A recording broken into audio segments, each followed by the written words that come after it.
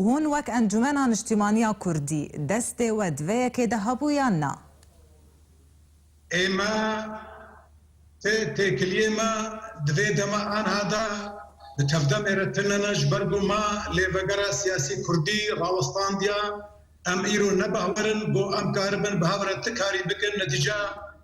سلوكي وانا وتشتغل سر خاكي شلبي.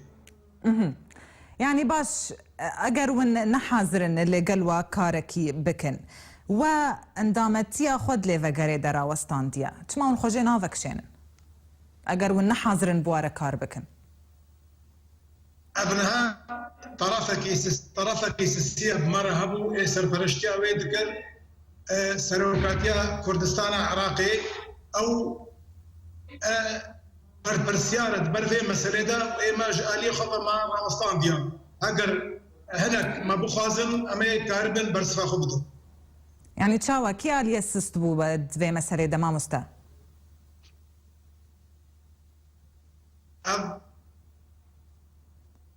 أنا كي دنگ نزل على من قو علي السست تقو علي كي السست دفي مسألة دا هبو كي بو علي السست لا ما قو أم بيجن سرپرشتیا سروکاتیا هرما کردستان عراقی اب پیمانا دهوکی شیبو ایرو تفدم او رزگرتن نگرتیا جوی پیمانی را ام بنده بو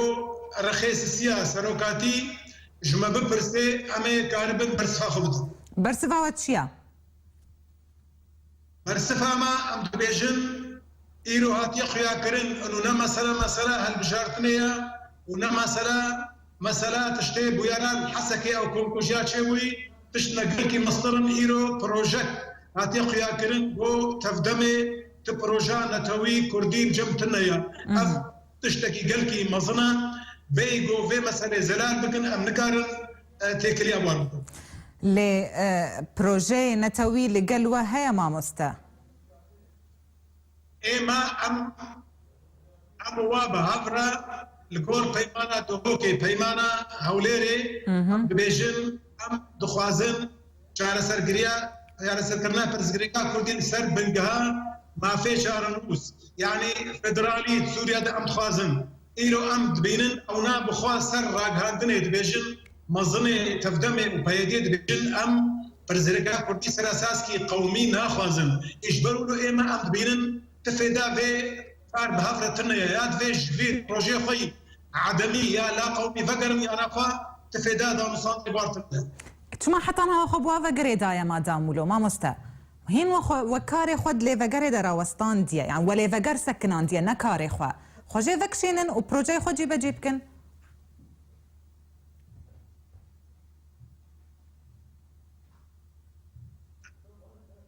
ما مستا حسن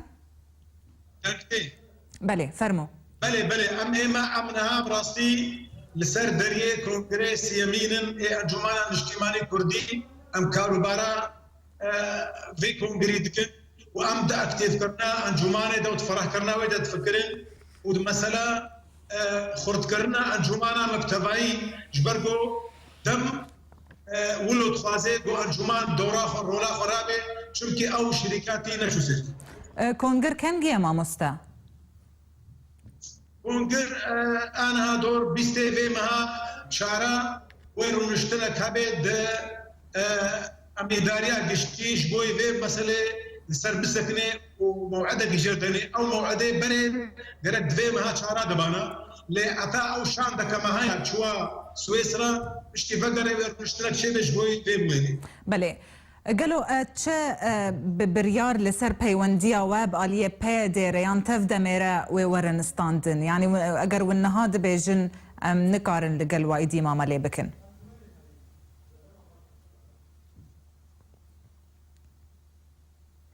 نقشت مجار بيحكي دنق بلندا بله ما مستا من قوت تشا بريارة يعني تيبيش بيني كرن ون بريارة دربارة بيونديا واب عليه تفدا ميرا بستينن يعني ايدي بيونديا وين هردو اليا ويتشاوا ببي اما تبيونديا ما بوارتنا يعني اف بيمانا دوك رزقر ترجير شنمو هيم قرتن ورفاندنا عمر بتشو تمر بتشو ولشكريانا شار و بشيء قدام مجلس الخلكي وخلكينا شارتكن افتشتيها مثلا مشروعي قومي جيني خياترن ام تتكي لي انا ما بعرف يعني ونيفكشن جلي فقرا سياسي